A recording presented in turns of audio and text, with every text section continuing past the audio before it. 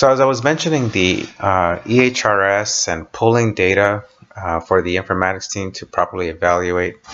some interventions, performance that affect outcomes, then what we can do is randomly review 20 patients who were discharged that pre-sign release of information and that pre-sign an agreement to continue with monitoring in a community.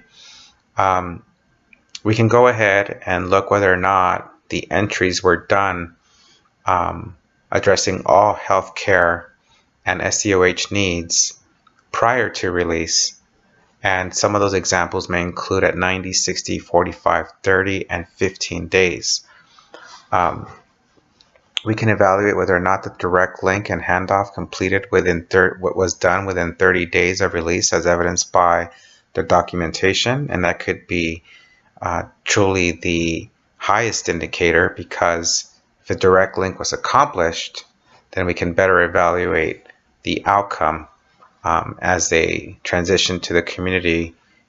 and follow them a year out. So what are we looking for? We're looking for them to not overdose, to adhere to treatment, to